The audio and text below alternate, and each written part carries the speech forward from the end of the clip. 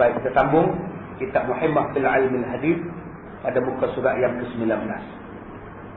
Masih lagi membicarakan tentang cemburu. Kata Hasan al-Basri rahimahullah ta'ala, adakah kamu tinggalkan, yakni kamu biarkan isteri kamu bersuka-suka akan perempuan yang banyak? Patutkah kamu membiarkan isteri kamu duduk bercampur dengan orang, duduk berseronok-seronok dalam pekan, bercampur-campur dalam majlis kesukaan, kemudian dan katanya, dan kamu tinggalkan dia sehinggalah menjahatkan Allah Ta'ala akan seorang yang tiada cemburu. Akibat daripada suami ni tak kisah dengan isteri, sosial yang bebas, boleh belaga pipi isteri dengan orang lain ni. Dia tengok isteri dia ni duduk belaga pipi, biasalah Ustaz, zaman moden. Maka Nabi kata Hasan al-Basri, orang yang macam ni, suami ni akan jadi suami jahat, suami dayus, yang kita sebut dulu 3 golongan yang takkan cium bau syurga: anak derhaka, orang yang putus silaturahim, dan suami yang dayus. Banyak sangat tuan-tuan suami dayus. Tuan-tuan tengok hari ni, isteri-isteri bangga mendedahkan aurat, suami-suami diam tak kata apa. Malah isteri dipertontonkan dalam surat khabar, diperlihatkan dengan jelas dalam televisyen. Suami-suami ni bangga, isteri jadi glamour. Inilah yang Hasan al-Basri kata, tanda-tanda suami ni jadi jahat. Dan tanda-tanda suami ni jadi jahat, maksudnya ialah dayus. Walaupun kita nampak suami dia tu baik sungguh, walaupun kita nampak suami dia soleh, suami dia siap dengan simpan janggut lagi, serban pakai, kepiak pakai, tapi isteri ni pergi beli ikan depan rumah, duk pakai baju kelawar, duk pakai baju meksi tidur, relax. Padahal suami baru balik kuliah subuh, duk baca kitab dekat beranda rumah. Isteri pergi beli suat, beli ikan, mendedahkan aurat, dia tak tegur. Yang ni pun tak kena tuan-tuan. Dan telah berkata Imam Al-Ghazali pula dengan katanya, Abu Hamid Al-Ghazali, dan adalah telah memberi izin oleh Rasulullah SAW akan orang perempuan akan hadir di dalam masjid. Apa hukum orang perempuan pergi masjid? Hukumnya boleh pergi, malah kadang-kadang wajib pergi kerana menuntut ilmu. Tuan-tuan jangan duk larang pula orang perempuan pergi masjid. Dia pakai telekung, dia tutup aurat, apa sebab nak larang? Yang larang ni kalau pakai skirt, yang tu kena larang. Sekarang ni isteri kita, mak kita, kak kita, adik kita, anak kita pakai tudung, pakai telekung, main masjid, duduk tempat pula khas. Tak ada siapa orang lelaki gatai tu. Maknanya tak ada masalah apa. Tambah pula belajar benda fardu ain macam kita duk baca ni, wajib mereka datang. Sebab ada orang marah orang perempuan datang masjid. Dah lah datang dapat kelas 3 pula, lantai tak boleh buka. Marah kalau buka lampu. Kita buka sikit supaya tahu pergerakan tu imam. Yang itu siap, tutup haram. Dah tu imam batas. Lama tak bagi bangkit. Yang makji dia mana? Duk nimbang dua orang. Macam mana kita ni? Tak ada. Sebab tu dia boleh buka. Nak tengok, buka sikit. Nak bagi. Bukan kata buka banyak, buka sikit saja, supaya tahu pergerakan. Kesian orang perempuan tuan-tuan, buatnya blackout, mikrofon tak dengar. Macam mana keadaan mereka? Kesian. Saya pergi semayang satu masjid, tu imam tak buat sujud sejadah. Wa hum la yastakbirun. Allahu akbar. Kita ingat sejadah, rupanya dia rukuk. Dengan saya pun sujud ni. Sebab tu imam tu semayang dalam gua ini, dalam mihrab. Saya semayang hujung sekali saf pertama, mana saya nampak yang rukuk, yang belakang dia saja lah. Hak lain dia sujud habis. Tengah kami duduk sajadah wajiyah, dia sami Allahu liman hamidah. Sudah. Tak tahu biru tu tuan. Ayat-ayat dia dah. Dia pergi rukuk. Tak salah ke dia lah, betul dia. Rukuk tak rukuk, sujud tak sujud, tu hak tu imam. Dia rukuk, kita rukuk. Dia sujud, kita sujud. Masalah dia ayat tu sangat lama sebagai ayat sujud. Dia pergi rukuk, kami kelang kabut tuan-tuan. Yang mana faham, faham. Yang mana tak faham. Saya dengar duduk sujud tu, orang sebelah dia tengok saya. Nanti baik aku sebelah ustaz ni. Jadi orang perempuan pakat duk tanya saya, besok saya ngajak ni apa, pakat duk tanya ustaz, makcik ikut imam ke balik rukuk macam mana ustaz? Makcik mufarakah ustaz? Makcik tak tahu apa, makcik berhenti ustaz. Macam-macam cara. Pasal apa? Pasal langsiak ditutup. Orang Kedah sebut langsiak, orang KL sebut langsir. Orang Paris sebut langsuyuk. Baik, tetapi pada zaman kita sekarang ni ditegah akan dia, melainkan bagi orang yang tua-tua. Orang yang tua-tua di sini maknanya apa? Muda tapi style tua. Itulah maksudnya. Tutup auratnya macam orang tua-tua. Itu maksudnya. Sebab ada juga orang tua-tua macam orang muda. Orang tua-tua macam orang muda, pakai baju ketat, nampak pusat. Nampak pusat tu macam umur 24. Tengok-tengok muka 64. Sudah tuan-tuan. Yang ini pun dilarang juga datang. Bukan maknanya bila dia tua dia boleh main suruh hati dia. Maksud yang tua-tua ni ialah style orang tua. Anak muda yang style orang tua, main pakai telekung, pakai sampai ke bawah ni telekung, bawa beg tangan main masjid. Tak pakai bedak, tak pakai solek, tak pakai minyak wangi, pipi tak merah, bibir pun tak merah. Amal lah. Tu nama dia orang tua. Ni tuan-tuan kena baca lah kitab lama-lama macam itu. Sayugianya orang perempuan ni hendaklah pakaian buruk-buruk. Dah tuan-tuan. Pakai tu cari baju tu 69 dulu. Bukan makna buruk tu pakaian leput, pakaian buruk. Buruk tu maknanya pakaian ni orang tak tengok dua kali. Dia pakai baju tu orang tak tanya, beli di mana? Dia tak tanya. Dia tak pegang baju ni cantik ni jahit sendiri ke manik-manik ni. Baju macam tu dia tak pakai. Itulah maknanya baju buruk. Bukan baju buruk ni baju reput, baju zaman dulu kala punya.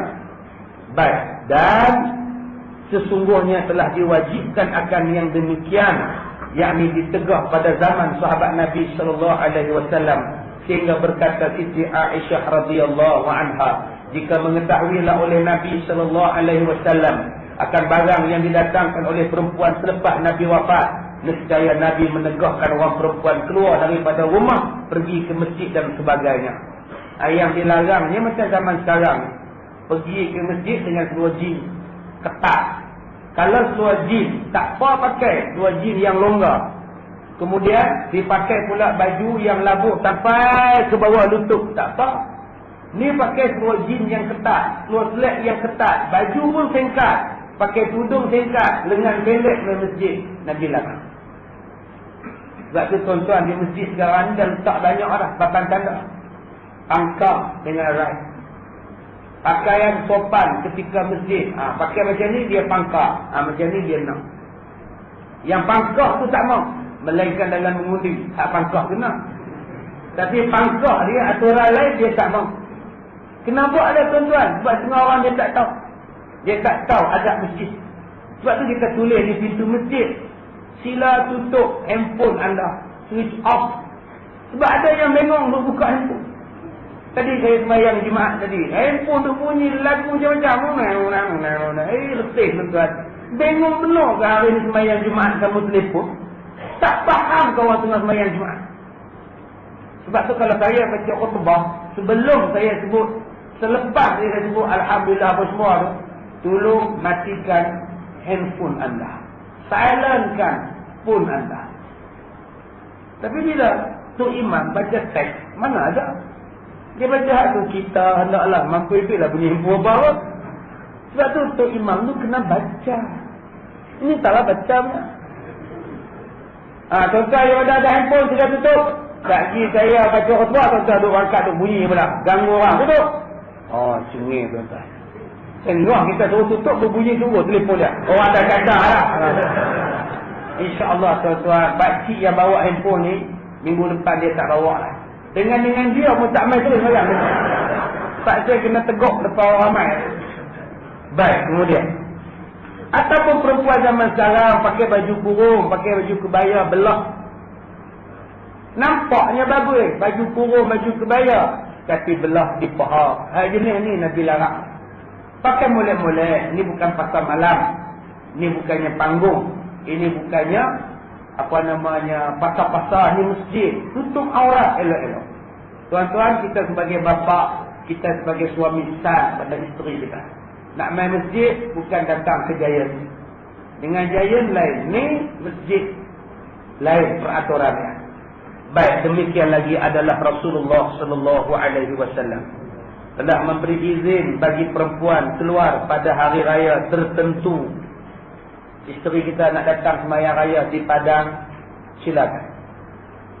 Dia nak pakai telekung beli kat Medan, beli kat Vietnam, biarlah dia pakai. Nabi izinkan.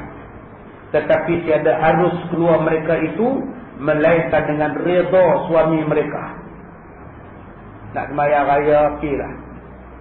Raya apa? Raya orang Islam lah. Jangan pergi raya di balik ke Islam, jangan. Raya haji, raya puasa, silakan. Di maulud. Keluar sekarang ini katanya harus bagi perempuan yang terpelihara daripada kejahatan dengan redha suaminya. Orang perempuan pergi kerja harus dengan syarat suami redha. Pakai elok-elok, kerja tempat elok, pergilah. Silakan. Besar pahala isteri yang bantu suami susah. Isteri yang bantu suami susah, suami tak cukup duit, isteri pergi bantu suami dia, besar pahala tuan-tuan. Allah Ta'ala bagi dekat orang perempuan ni senang dapat pahala. Saya dah kata dah dulu, orang perempuan ni buat air suami dia segelas pun dapat pahala puasa sunat tahun. Mana nak dapat tuan-tuan? Sebab tu makcik-makcik yang bujang-bujang kahwin macam. Nak dapat pahala setahun puasa boleh buat kan? Tak boleh. Tapi dengan bantuh dekat suami dia segelas air, dapat puasa sunat tahun. Untungnya jadi isteri tuan-tuan. Untung. Sebab tu suami dapat isteri yang macam tu, untung suami dia. 2 tahun pom-pom macam mana? Zat-zat kopi, zat-zat minum teh tarik, Allahu Akbar. Nak dapat pahala lebih. Kalaulah kita faham betul-betul jadi isteri ni, pahala memanjang-manjang. Dan nak jadi isteri kena belajar daripada 4 orang.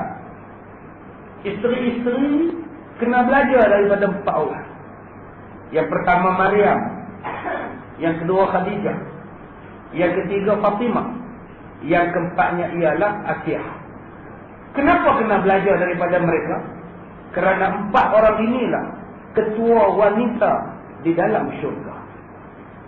Nak jadi ahli syurga, kena kenal mereka. Masing-masing mewakili kategori masing-masing. Bagi kategori anak darah, ketuanya Maryam.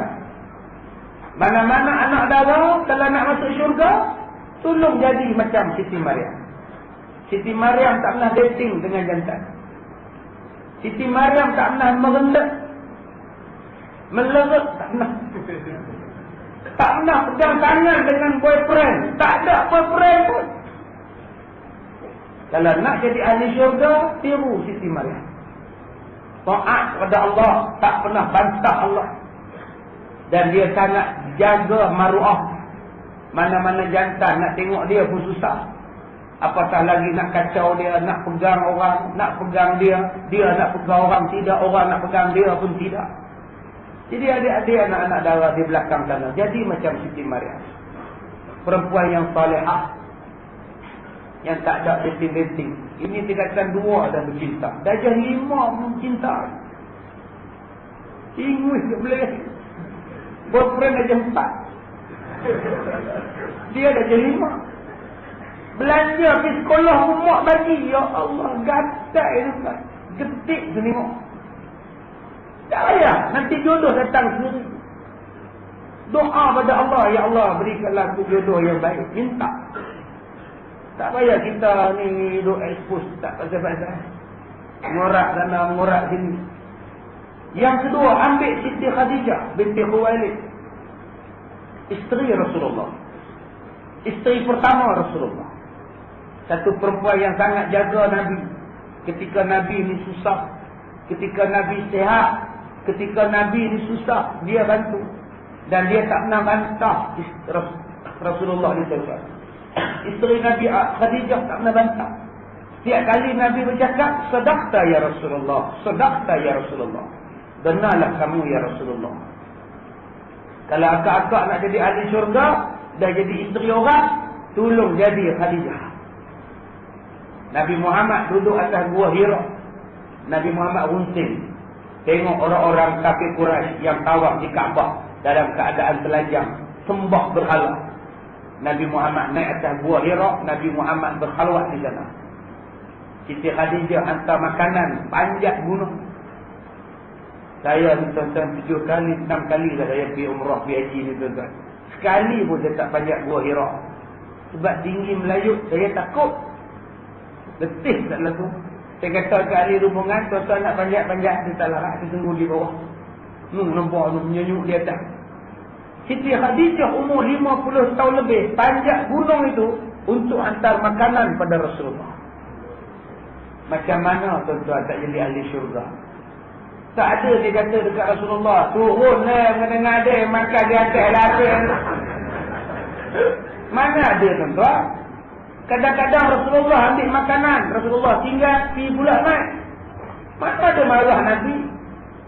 Kalau akak-akak nak dapat Khadijah, pahala ke Khadijah buat? Pak, hantar ke abang ke atas ni, saya tarik dia tu. Turun naik. Hantar kat suami. Jadi Khadijah. Turun lah, ingat kita ni apa? Kedai mamak 2 tingkat. Turun naik. Pasal untuk mengada. Sebab tu kita orang perempuan ni, Allah mudah dapat syurga. Macam Khadijah. Khadijah masa dia mati umur dia 65 tahun. Tetapi ketika mayat dia dimandikan, sahabat-sahabat kata macam perempuan usia 18 tahun. Tak ada botok, tak ada apa tuan-tuan. Allah pelihara Siti Khadijah. Satu-satunya isteri Rasulullah yang dapat 6 anak. Satu lagi isteri nama Maryam dapat seorang anak. Dapat anak 6 orang. Pertama Qasim, kedua Abdullah, Zainab, Ruqayyah, Ummi Kalsum, Fatimah. Bila Nabi bawa barang perniagaan dia daripada Mekah berniaga di Syam, habis untung perniagaan Rasulullah, dia bagi upah pada Nabi Muhammad 5 ekor unta, upah bawa dah barang perniagaan. Mai Sarah kata pada Khadijah, kamu apa-apa susah Khadijah, kahwin dengan Muhammad, dia bagus, amanah. 2 bulan 2 hari lepas Nabi Muhammad balik, kahwin Nabi Muhammad dengan Khadijah. 2 bulan 2 hari selepas bawa balik barang dagangan, kahwin. Bertunang dengan Rasulullah tak lama tuan-tuan. 2 bulan 2 hari. Kita 2 tahun. Nikah 12 hari. Tunang 2 tahun. Khadijah tak macam itu. Khadijah orang baik. Kekayaan dia semua bagi pada Islam. Dan Rasulullah kahwin dengan Khadijah bukan kerana harta. Khadijah bukan anak dara. Khadijah janda 2 kali. Sebelum kahwin dengan Nabi, Khadijah ni kahwin dengan seorang laki-laki, dapat anak perempuan. Bercerai, kahwin pula dengan laki-laki, dapat anak perempuan. 2 anak tiri Rasulullah. Campur dengan anak Ummu Salamah, ada 4 anak tiri Rasulullah. 4 campur 2, 6. Nabi kahwin dengan janda 2 kali. Umur 40 tahun. Dan dalam riwayat sebut, masa Khadijah ziarah Nabi Muhammad, ketika Nabi Muhammad dilahirkan, timbul rasa kasih Khadijah pada Rasulullah. Memang Nabi-Nabi begitu. Ketika waktu kecil, orang tengok Nabi-Nabi waktu kecil, semua orang jatuh cinta. Khadijah pun jatuh cinta dengan Rasulullah masa umur dia 15. Kalaulah aku boleh jaga budak ni seronoknya, 25 tahun lepas itu Allah izinkan. Jadi jaga-jagalah akak di belakang. Sekarang ni umur 40, pergi ziarah budak baru lahir. Geram ni budak ni suaminya tak 20 tahun lagi itulah suami kita. Allah boleh buat. Makcik uruk 107, suami dia 37. Allah boleh buat tuan-tuan. Ini yang dikatakan jodoh. Yang ketiga, ambil contoh daripada Fatimah. Kalau nak jadi anak yang baik, nak jadi anak yang boleh masuk syurga, ambil Fatimah radhiyallahu anha. Fatimah ni tuan-tuan, bila dia tengok Nabi Muhammad kena pijak dengan Abu Lahab, dengan Abu Jahal. Kena pijak. Tengah Nabi semayang ni, dia berpijak tengkuk Nabi. Kata Rasulullah, seolah-olah nak terkeluar mata aku. Mereka memijak kepala aku. Datang Abu Lahab, ambil perut unta yang masih basah, yang baru disembelih, yang masih panas, letak atas badan Nabi. Rasulullah balik ke rumah. Siti Fatimah basuh badan, baju Rasulullah. Siti Fatimah cari Abu Lahab. Marah Abu Lahab, dia tampaknya Siti Fatimah. Balik rumah, Fatimah ni menangis, kena tampar dengan Abu Lahab. Sampai tengah jalan jumpa dengan Hamzah, bapa saudara Nabi. Kenapa kamu menangis, Fatimah? Tu, Abu Lahab pukul aku. Sebab apa dia pukul kamu? Sebab aku marah, dia seksa bapa aku, Rasulullah. Hamzah cari itu. Cari balik Abu Lahab dengan Abu Jahal. Dibawanya, ni anak panah letak tengkuk. Kamu kacau Nabi Muhammad, langkah mayat dulu. Tu. Kemudian Hamzah kata pada Fatimah, Fatimah, yang ni dah pukul dia tadi? Ya, pukul. Aku nak tengok. Fatimah bagi 2 liang nanti. Tak berani Abu Lahab balik macam Hamzah. Ini yang kata cintanya Fatimah pada Rasulullah. Fatimah ni tuan-tuan, gambaran dia 4 dalam 1. Sebab tu isteri Rasulullah, isteri Sayyidina Ali seorang masa kahwin dengan Fatimah. Kenapa Ali tak kahwin lain macam Khadijah dengan Rasulullah ketika kahwin dengan Fatimah? Sebab layanan Fatimah kepada suaminya macam 4 dalam 1. Subhanallah. Dia buat tepung tu, gandum tu dikisarnya sampai jadi gandum. Lepas tu bakar, baru suami dia makan. Kita isteri juga. Roti canai, bungkus 3. Itu yang dapat pahala banyak kat nasi kandar. Siti Fatimah tu dia tuan-tuan. Tak mau ambil orang gaji. Pasal apa? Takut pahala hilang kat orang gaji. Masa Fatimah nak mati tuan-tuan, Fatimah pesan pada suami dia, Abang Ali, kalau Cik mati, Abang Ali kahwin dengan Umamah. Ini pesan Cik. Umamah tu siapa Ustaz? Umamah tu ialah anak saudara Fatimah. Anak saudara. Anak kepada Zainab. Anak Nabi 4 perempuan. Zainab, Ruqayyah, Ummi Kalsum, Fatimah. Zainab ada 2 anak. Satu nama Ali, satu nama Umamah. Ruqayyah tak ada anak. Zainab tak ada anak. Datang Fatimah, Fatimah ada anak. Fatimah ada 5 orang anak. Zainab ada 2 anak. Yang pertama Ali. Ali mati masa umur 4 tahun. Umamah mati umur 2 orang. Umamah ni lah yang Siti Fatimah pesan pada suami dia, kalau saya mati, kahwin dengan anak kakak saya. Namanya Umamah, anak saudara dia. Bermakna Sayyidina Ali ni tuan-tuan, kahwin dengan anak Rasul, dan dia juga kahwin dengan cucu Rasul. Lepas mati anak, dia ambil cucu Rasul pula. Ini Sayyidina Ali. Siapa pesan? Yang pesannya ialah isteri dia, Fatimah binti Rasulullah. Punya baik tuan-tuan. Jadi akak-akak kalau nak mati besok nak pesan apa kat suami?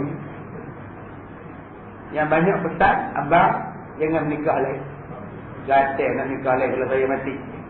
Nikah dah, saya balik dah kubur tercekik awak tahu. Yang tu banyak tuan-tuan. Siti Fatimah pesan suruh nikah lain. Dia bukan macam Mahani. Anak bukan macam Mahani, isteri Hasan. Mahani pesan pada Hasan. Hasan, maukah kau berjanji dengan aku Hasan?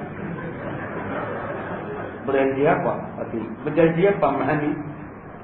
Kalaulah aku melahirkan anak kita ini, aku mati. Mahani, jangan kau cakap gitu Mahani. Dengarlah dulu apa cakap tu Hasan. Kalau aku melahirkan nanti, aku mati, janganlah ada orang lain di antara kau dengan anak kita Hasan. Berjanji kalau engkau Hasan, baiklah Mahani, aku takkan kahwin lain kalau kau mati. Itu yang Hasan tak nikah lain bila Mahani mati. Anakku Zazali sudah kita 1956 anakku Zazali tak kahwin lain. Sebab tu anak dia jadi jahat. Sebab tak ada kasih sayang mak. Bapak ni pegang janji dengan arwah isteri. Tak mau kahwin. Akhirnya dia tak boleh didik anak dia. Sebab tak ada mak. Jadi apa anak tu terjadi? Jadi penyambung tamsil paling besar di Singapura. Bapak tahu. Ayah ni yang kita kena faham. Fatimah pesan. Fatimah masa Nabi nak mati, menangis Siti Fatimah. Sampai pengsan-pengsan sayang pada Nabi. Nabi dalam suara yang terketar-ketar, Nabi kata kepada Siti Fatimah, wahai Fatimah, jangan menangis. Kalau ayah mati, kalau aku mati, engkau adalah orang pertama yang akan mati selepas ayah mati. Kalau aku mati, Fatimah, kamu orang yang pertama akan ikut aku. Jangan menangis. Siti Fatimah terus senyum, tuan-tuan. Aisyah tanya, kenapa kamu senyum, Fatimah? Sebab Rasulullah kata, aku orang paling awal mati lepas Nabi mati. Aku seronok. Subhanallah. Seronok nak mati. Nak jumpa Rasulullah. Tuan-tuan pergi ke hospital, jumpa doktor. Penyakit macam makcik ni. Lagi 2 minggu atau seminggu je makcik kebiasaan. Memang jalan tuan ini. Agak-agak tuan-tuan nak senyum lah. Balik ke rumah tu anak betung tak tengok, Julia tak tengok, apa pun tak tengok, makan nasi pun tak mau lah. Gelap pun tak mau lah. Lagi seminggu nak mati. Fatimah tak tuan-tuan. Tak lama lepas tu dia mati. Dan dia dikebumikan pada sebelah malam. Macam Rasulullah dikebumikan sebelah malam. Nabi Muhammad wafat hari Isnin, dikebumikan pada hari Selasa malam Rabu. Siti Fatimah pun macam itu juga, dikebumikan pada sebelah malam. Macam Rasulullah sallallahu alaihi wasallam. Dan perempuan yang keempat, yang orang perempuan boleh jadi contoh, ialah Asiyah binti Muhazzin. Asiyah binti Muhazzin, isteri kepada Fir'aun. Banyak orang perempuan yang mengadu suami jahat. Saya pun nak jahat juga. Suami saya main perempuan lain, saya pun nak main jantan lain. Dia ni tak mau ambil contoh daripada Asiyah. Asiyah terdapat suami jahat. Bapak paling jahat sekali Fir'aun. Teruk pada Iblis lagi. Iblis tak pernah mengaku Allah, tapi Fir'aun mengaku dia Tuhan. Dia dapat satu isteri yang sangat solehah, namanya Asiyah. Ada Asiyah terikut-ikut dengan Fir'aun. Ada Asiyah ni jadi jahat macam Fir'aun. Asiyah tetap layan Fir'aun. Asiyah tetap dakwah pada Fir'aun. Asiyah tetap berani bercakap yang benar dengan Fir'aun. Akhirnya Fir'aun membunuh Asiyah.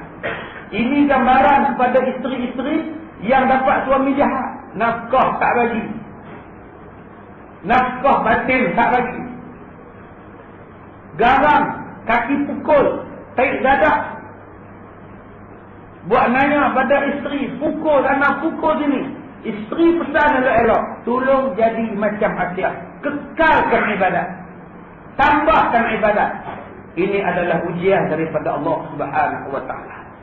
Kalau lulus ini, ahli syurga kita macam Asiyah. Tadi saya sebut pada tuan-tuan, anak Nabi Zainab ada 2 orang anak, Fatimah ada 5 orang anak.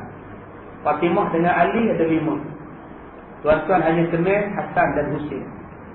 Sedangkan anak Sayyidina Ali dengan Fatimah ada 5. Yang pertama Hasan, mati kena racun. Yang kedua Husin, mati kena bunuh, dipancung kepalanya. Yang ketiga Zainab. Yang keempat Ummi Kalsum. Yang keempat Ummi Kalsum. Yang kelima nama apa? Muhassin. Yang ni tak sempat lahir, mati dalam perut, gugur mati dalam perut. Muhassin. 5 anak: Hasan, Husin, Zainab, Ummi Kalsum, Muhassin. Yang kelima namanya Ummi Kalsum, cucu Nabi Muhammad, anak Ali dan Fatimah. Kahwin dengan siapa? Anak Ali ni kahwin dengan siapa? Siapa betul? Saya belajar dia. Aizau. Anak Sayyidina Ali dengan Fatimah, cucu Rasulullah yang keempat, namanya Ummi Kalsum. Kahwin dengan siapa? Dia berkahwin dengan Umar Al-Khattab radhiyallahu anhu. Maknanya tuan-tuan, Abu Bakar ni, Umar Al-Khattab itu bapa mertua Rasulullah. Bila Rasulullah wafat, dia kahwin pula dengan cucu Rasulullah. Namanya Ummi Kulthum. Mas kahwinnya 40,000 dirham. Perkahwinan di antara anak Sayyidina Ali dengan Umar Al-Khattab. Umar itu menantu Sayyidina Ali. Sayyidina Ali itu ialah bapa mertua kepada Sayyidina Umar.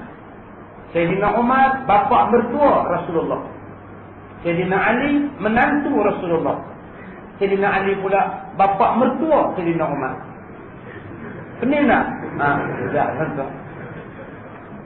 Inilah kena belajar. Bila kita belajar sirah, belajar salsilah, kita akan tahu banyak hukum tentang perkahwinan, batal air semayang, boleh kahwin dan haram kahwin dan sebagainya. Nantilah tuan-tuan kita buat tajuk khas keluarga 69. Mana boleh kahwin, mana tak boleh kahwin.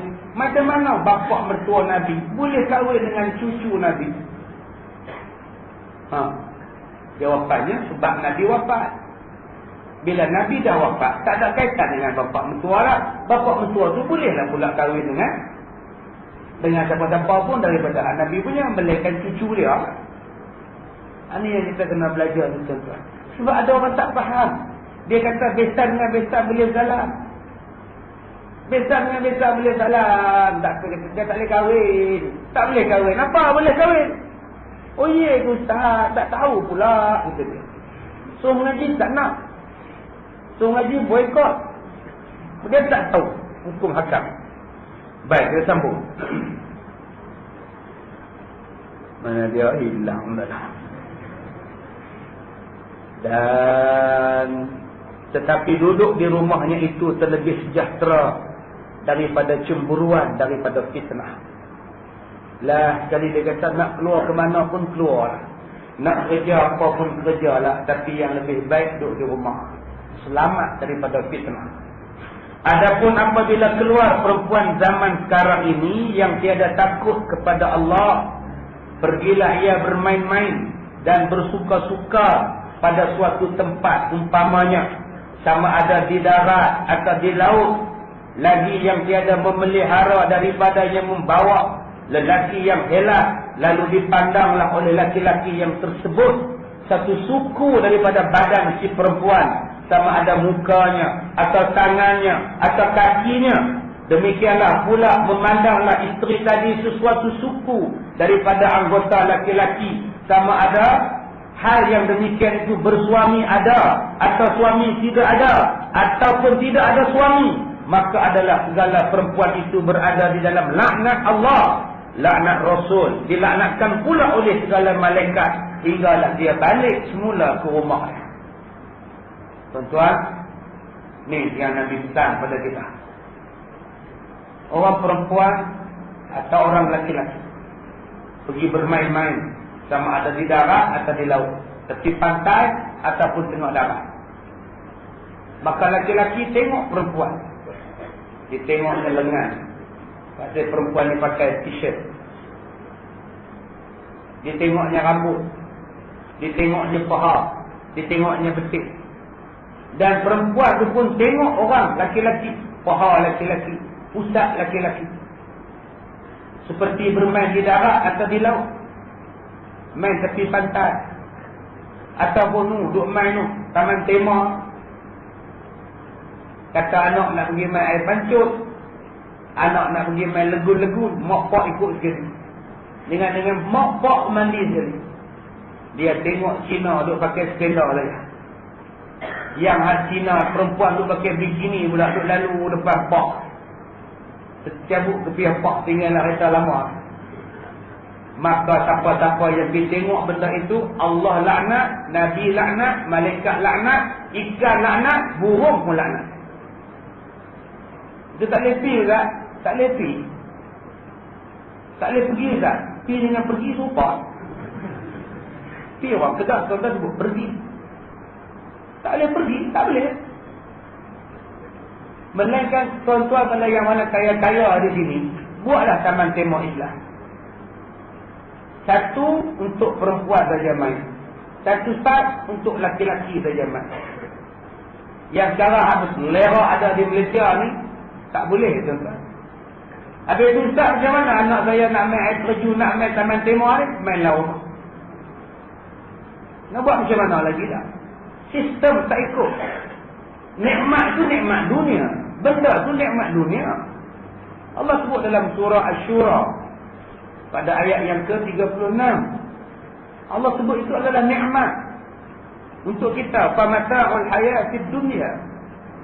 Semuanya itu adalah untuk nikmat dalam dunia. Tetapi bila tak ikut ajaran Islam, tak boleh main. Okey Ustaz, kalau isteri saya pakai seluar panjang, baju tangan panjang, pakai tudung pun labu, pergi mandi sekali Ustaz, tak apa. Tapi dia nak tengok laki-laki tu pakai seluar dalam. Dia tengok laki-laki tu, dia tengok kita. Yang tu ada bulu dada, ni tak ada. Dia kata, sudah. Dia dah tengok sing mana tak tahu tu, bulu dada ni sampai ke muka. Oh, yang ni badan sendok, dia tengok kita pula gongkreng. Tu macam mana dia mula untuk banding. Yang ni yang dia tak mahu. Kalau betul kita nak jaga, kita tengok. Habis tu tak boleh mandi lah tak? Boleh mandi di rumah. Buat air terjun sendiri di rumah. Selagi mana tak buat macam itu, tak boleh kata apa. Ustaz, kalau kita balik, kita ambil air semayang, gugurlah dosa Ustaz. Sebab apa saya baca satu hadis, kalau kita ambil wuduk, kan, dosa-dosa mata gugur kan. Nah, aku suka lah. Ni dosa-dosa kecil yang tak boleh elak. Gugurlah dengan ambil wuduk, tak boleh elak. Tuan-tuan duduk tunggu traffic light ke apa, duduk jam kan. Motor duduk cilok, satu anak darah duduk bawah, betul-betul berhenti depan kita pula, duduk nampak luar punggung dia. Pakai baju tingkat jeans, keluar jeans tu kan, tak terbuka ke belakang. Nampak, tengok isteri tarik pipi, tengok ke sini. Abang tengok depan, bukan tengok yang tu. Tahu, muka memang ke depan, mata itu. Yang tu tak dapat nak elak, tuan-tuan, dia main cilok bagus dia. Yang tu gugur lah. Ni usaha pergi tengok piskodeng tu bukan gugur, tuan-tuan. Baik, kemudian katanya lagi, di hari kiamat dibakar segala mata laki-laki itu. Dan mata perempuan yang memandang yang haram dengan bara api neraka jahanam. Sedap ke tuan-tuan tengok orang seksi? Sedap. Baloi tak dengan mata kena bakar? Berbaloi tak? Sebab tu tuan-tuan, isteri-isteri kita no, di luar rumah no, macam-macam jenis perempuan pakai. Tak pakai seluar saja, baju tak pakai. Tak pakai baju saja, seluar tak pakai. Macam-macam pakai. Orang jantan, orang suami-suami, abang-abang, macam-macam tengok. Iman ni duduk tak. Sebab tu orang-orang di rumah, pakailah macam tu lah. Duduk di rumah.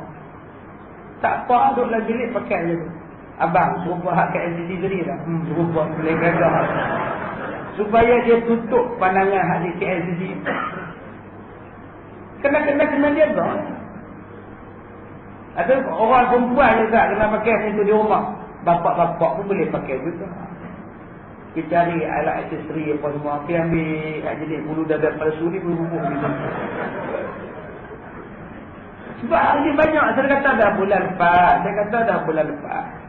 Cubaan sekarang banyak. Kadang-kadang suami isteri panggil UI. Sedangkan di tempat lain orang panggil apa? Kak kena faham ni, kak lah. Bye-bye. Saya bye-bye lepas. Bye-bye dekat kamera, mereka tengok sana. Kadang-kadang di kedai, mereka panggil, abang, balik rumah, makan. Oi, bapaknya yang makan. Di kedai, minum siang tu, duduk panggil, abang. Nak makan apa, abang? Umur 69 orang panggil abang pun. Jadi sihat orang tu. Balik ke rumah orang panggil paknya, toknya. Sebab tu tuan-tuan kena buat. Kena rangsang balik kasih sayang di rumah. Supaya tak teringat benda yang di luar ini. Dan bila tuan-tuan hanya terangsang di rumah, duk jaga yang di rumah, insya-Allah kita takkan dibakar mata kita di hari kiamat. Seperti sabda Nabi sallallahu alaihi wasallam. Barang siapa yang memenuhi akan matanya daripada memandang yang haram, nescaya memenuhi Allah Ta'ala akan dia daripada api bara, api neraka jahanam. Tambah zaman sekarang ni video tak elok banyak, gambar tak elok banyak, dalam surat khabar gambar tak elok banyak, signboard yang besar-besar pun banyak gambar tak elok. Jual kipas angin, tapi perempuan duduk buah kipas angin terselak baju. Apa kena mengena perempuan itu? Tak di situ. Tengok gambar dia jadi satu masalah. Walaupun tengok gambar yang macam itu, gambar keras tu, taklah jadi dosa besar. Tapi lama-lama dia jadi apa? Melekat di dalam hati. Kemudian, maka tiadalah yang terlebih dituntut dan yang terlebih afdal kepada orang perempuan dituntut kerana Allah Ta'ala seperti bahawa duduk ia dalam rumah. Orang perempuan adalah yang paling senang masuk syurga. Yang pertama apa kata dia? Duduk dalam rumah, menyembah Allah Ta'ala. Kerjanya yang pertama apa? Sembahyang. Senangnya orang perempuan masuk syurga. Yang pertama kata Rasulullah, sembahyang. Yang kedua, memelihara akan faraj. Dan yang ketiga, taat kepada suami. Nescaya masuklah mana-mana pintu yang dia nak masuk. Sembahyang, jaga faraj, taat pada suami. Subhanallah. Senangnya tuan-tuan. Untung tu yang saya katakan tadi, orang perempuan jadi isteri dia untung masuk syurga senang. Tapi dalam senang tu susah banyaklah. Susah kat mana? Sembahyang ni semua senang. Faraj senang jaga ni, tak taat pada suami. Yang tu yang susah. Tengok dia baca Quran, suami minta makan. Pak, nasi pak. Awak tak nampak kita baca Quran. Orang ada pahala sikit pun diganggu nyawa. Pergilah ke dapur, nasi dah ada masak, lauk buah duduk, buka makan aja. Itu pun nak buat kita. Astagfirullahaladzim. Ya, dia buat Quran. Dia ingat dia dapat pahala dah mak. Kalau lah dia faham betul-betul, dia tutup Yasin tupi layan suami. Kadang-kadang dia tak layan, dia layannya pembantu rumah. Tu yang berkenan dengan pembantu tu. Bapak, nasinya pak? Boleh. Bapak, kuahnya pak? Boleh. Bapak, lauknya pak? Boleh. Bapak, kahwin sama saya bapak? Boleh. Kalau tak layan suami ni, pembantu rumah ada tupi-tupi. Ni suami aku, biar aku layan. Barulah kita dapat ni. Ni nak dapat ni. Sebab tu isteri yang faham. Isteri yang faham perangai suami dia. Cara suami dia batuk pun tahu lah. Tu nak kopi. Pakai 2 kali batuk. Tu nak kopi. Suami batuk je. Kopi dapat. Kalau batuk 3 kali. Tu test. Tapi kalau batuk. Yang tu lain. Ini orang tak faham. Bila dia aduk. Itu brekol ada, minumlah batuk. Bukan melahap pula kata dia. Padahal dia batuk lain. Tapi jenis tak faham, dia bawa brekol. Nah bang, dia abang batuk. Aku tak batuk itu. Sebab tu tuan-tuan kita kena faham. Bila kita faham, selesai. Cuba kita tengok Rasulullah dengan Khadijah. Saling faham-faham. Nabi Muhammad mati. Nabi Muhammad sedih. Sebab Khadijah mati. Sebelum Khadijah mati, 3 hari sebelum Khadijah mati, Abu Talib mati. Abu Talib mati dulu. 3 hari lepas Abu Talib mati, baru Khadijah mati. Nabi sedih. Berarti orang defend Nabi mati. Sebab tu Rasulullah pujuk Nabi Muhammad dengan dibawa berjalan. Supaya menghiburkan hati Rasulullah. Dibawanya berjalan. Naik Isra' dan Mi'raj. Jalan ke langit. Faham ni tuan-tuan. Kalau isteri tuan-tuan dalam keadaan bersedih, bawa berjalan. Bawa berjalan. Keluarkan dia daripada kesedihan. Isteri tuan-tuan hilang cincin. Cincin mas kahwin dulu-dulu hilang. Pintu surau kemesah hilang, ambil wuduk. Terlupa nak taruh balik. Habis-habis bayar maghrib cari. Tak ada dah. Balik orang menangis habis. Cincin hilang. Bawa berjalan.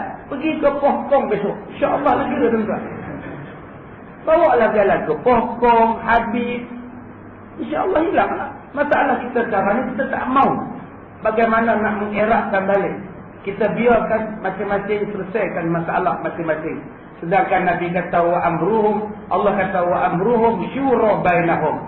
Kita ni nak selesaikan masalah, kena mesyuarat. Jangan buat keputusan sendiri-sendiri. Mesyuarat. Bila mesyuarat itu, kita jadi jamaah. Bila jadi jamaah, keputusan yang kita ambil akan jadi barakah. Baik, yang terakhir.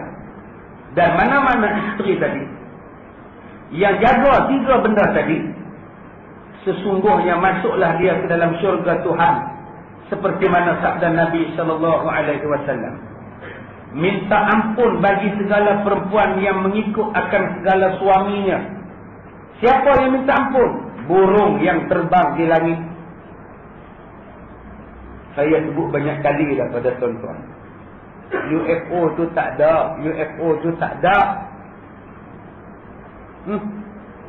Pakai duk terbang cari UFO. Teropong siang malam bagi petang dia. Dilakin dia. Buang masa tuan-tuan. Tak ada. Allah kata tak ada. Tak ada lah. Tak ada. Yang terbang duk keluar lampu ni manusia. Dah. Duk cari juga. Bawa segala kamera berkuasa tinggi. Semalaman duk teropong di langit. Kecewa keluar dalam paper. Para pencari UFO kecewa apabila UFO yang dinantikan semalam tidak muncul-muncul seperti dijangka. Kira-kira 50 orang peminat mengkaji UFO berkumpul di padang lakin untuk mencari UFO. Sehinggalah jam 5 pagi UFO tak datang. Hari ini paper keluar. UFO itu rupanya layang-layang yang menggunakan kawalan jauh Singapura punya. Ni layang-layang. Bukan takat helikopter kapal terbang. Remote control. Hari ini layang-layang remote control mengeluarkan warna yang cantik. Yang puak-puak kita dia tak nak tengok UFO. UFO. Tak ada. Buka dalam Quran. Tak ada. Betul. Yang duk terbang ni Allah kata manusia. Subhanallazi sakhkhara lakum ma fil ardi wa ma fis sama'. Allah lah yang memudahkan perjalanan kamu di bumi, perjalanan kamu di langit. Allah kata aku yang buat. Maha suci Allah yang memudahkan. Alam tara annallah sakhkhara lakum ma fis samawati wa ma fil ardh. Allah sebut terang-terang dalam Quran. Yang terbang itu ialah manusia selain daripada binatang, jin dan sebagainya. Baik, dan segala ikan yang di dalam air minta ampun pada isteri yang soleh. Dan segala malaikat yang pada langit minta ampun pada isteri soleh. Dan matahari dan bulan selama mana perempuan itu berada di dalam keredaan suaminya. Masya Allah tuan-tuan. Dia tak cerita pun pasal laki-laki. Yang dia duk cerita ni Nabi duk cakap pasal isteri dia. Untunglah jadi isteri. Pagi-pagi matahari minta ampun. Datang malam pula bulan minta ampun. 24 jam malaikat minta ampun. Datang burung terbang, burung pun minta ampun. Dia lalu tepi laut, tepi sungai, tepi tasik, ikan minta ampun. Dengan syarat isteri tadi adalah isteri yang berada dalam keredaan suaminya. Dan berkata Imam Al-Ghazali rahimahullahu ta'ala, apabila keluar segala perempuan, maka sayugianya memejamkan ia akan penglihatannya daripada memandang akan laki-laki. Jangan tutup mata belah.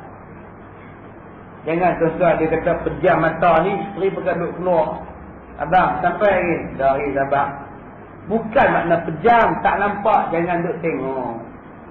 Jangan duk tengok laki-laki lain. Abang, tengok laki dia abang tu. Jangan. Tengok depan juga. Isteri pun macam tu, suami pun macam tu lah juga. Tengok orang sebelah juga. Tapi waktu bawa kereta, jangan duk tengok dia aja. Tidak dua-dua masuk hospital. Maknanya kontrol. Kontrol. Yang ni yang tak boleh kontrol. Suami nak tengok perempuan lain. Isteri nak tengok jantan lain. Kalau agak-agak isteri kita di rumah tuan-tuan minat sangat dekat pelakon, tutup televisyen. Minat pada Syahrul Ham. Syahrul Ham nyanyi duduk ngomong. Tetapi tutup. Tak pun tuan-tuan nyanyi depan dia. Nyanyi depan dia. Mary meh bubu Mary. Saya nama apa dia nyanyi depan dia. Tutup. Kalau suami isteri kita gantung gambar Syahrul, buang. Gantung gambar kita. Sengit dia. Sumpahlah suami pun dengan bila dia tengok orang baca berita. Nganga je. Tak pergi semayang maghrib pada nak tengok berita. Minat sangat pada pembaca berita. Jangan. Bahaya dia tuan-tuan. Yang banyak orang ini berlaku kerana mata. Mata ni lah yang banyak merosakkan. Asalnya mata. Bila mata ni tak kena tuan-tuan, jagalah. Sebab itu dia pesan di sini, bersungguh-sungguhlah oleh kamu.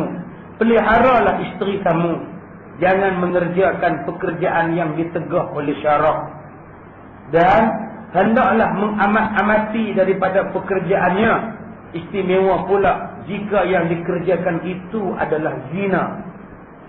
Dan adalah sangat besar dosa zina atas laki-laki yang memberikan isterinya mengerjakan yang demikian hingga diharamkan oleh Allah akan suaminya masuk ke dalam syurga yang kita sebut sebagai dayus, seperti mana sabda Nabi sallallahu alaihi wasallam, salatatun harramallahu tabaraka wa ta'ala alaihimul jannah, mudminul khamr wal aqul lil walidayhi wad dayus alladhi yaqirru fi ahlihi al khubus. Artinya 3 orang yang diharamkan Allah untuk manusia memasuki syurga dan haram mencium bau syurga. Yang pertama, orang yang mengekalkan minum arak. Yang kedua, anak-anak yang derhaka pada ibu bapa. Dan yang ketiga, suami-suami yang dayus, yang membenarkan isterinya membuat kejahatan zina padahal dia mengetahui kepadanya. Dan dayus itu juga bukan maksud dengan isteri. Dayus juga kata setengah ulama ialah orang yang tiada menegah akan manusia daripada bercampur dengan isterinya. Dan termasuk juga dayus ialah seorang suami yang membeli akan jariah, membeli hamba-hamba perempuan, bernyanyi-nyanyi bagi sekalian manusia di hadapan manusia. Itu juga dipanggil dayus. Dia benarkan isteri dia bernyanyi di khalayak ramai. Orang yang macam ini Nabi sebut apa di hadapan syurga? Nabi kata di hadapan pintu syurga itu anti haramun ala dayus. Wahai syurga, kamu diharamkan untuk orang dayus. No entry. Ada notis buat yang besar di pintu syurga. Untuk siapa? Untuk suami yang membenarkan isterinya disetubuhi oleh jantan lain. Hanya kerana hutang, dia serahkan isteri dia untuk dicampuri. Ada setengah jual isteri pasal nak dapat duit.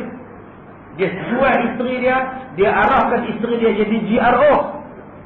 Ada juga suami yang membenarkan isteri dia berlakon, bernyanyi di khalayak ramai.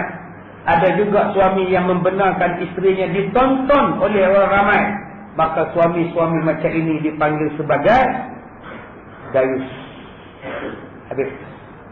InsyaAllah kita akan sambung lagi bab dayus. Dan pada kuliah yang akan datang kita akan baca 25 golongan yang tidak Allah terima ibadatnya. 20 golongan, 18 golongan yang Allah tidak terima ibadatnya. Semayang ditolak, haji ditolak, semua ditolak. Ya, salah satunya ialah orang yang mengerjakan sihir. Orang yang percaya kepada sihir. Dan salah satunya juga ialah orang yang jadi ahli nujum. Ya, ahli nujum. Saya baru ni jumpa dengan satu orang perempuan balik berubat. Balik berubat dengan satu orang laki-laki. Orang laki-laki ni dia teropong. Bagi nama apa nama? Kemudian dia teropong. Teropong orang nampak. Apa yang dia teropong tu betul pada perempuan. Perempuan tu punya percaya. Saya kata tu teropong re pun. Do re mi pun. Apa hukum? Tuan-tuan tengok dalam air. Dan sesuatu dalam air boleh beritahu. Apa hukum tuan-tuan pergi ambil teropong hikmat, gobek, mereka buruk diteropong nampak. Yang ni dalam kitab ni ada terang.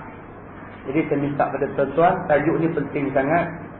Sebab perniagaan jadi macam itu menguntungkan. Saya tanya dekat dia, sekali berubat berapa belanja? 2,700. Tu sekali treatment, kena 10 kali. Seorang, kena 100 orang. Jadi saya minta pada tuan-tuan, pelajaran kita bulan depan adalah pelajaran yang penting. Tolong jangan miss lah. Kalau boleh ajak kawan-kawan, sebab hari ini walaupun moden, kepercayaan pada benda-benda khurafat itu masih lagi kuat. Baik, sekadar itu saja. Bismillahirrahmanirrahim. Alhamdulillahirabbil alamin. Wassalatu wassalamu ala asyrafil anbiya'i wal mursalin wa ala alihi wa sahbihi ajma'in. Allahumma inna naj'aluka fi hawri a'da'ina wa na'udzubika min syururihim. Allahumma batid syamlahum wa farriq jam'ahum wa syattid kalimatahum wa zalzil aqdamahum wa sallit alaihim kalban min kilabik ya qahhar jabbar ya muntaqim. Allahumma ya munzil al-kitab wa ya mujri as-sahab wa ya hazim al-ahzab ihzimhum wansurna alaihim walhamdulillahi rabbil alamin.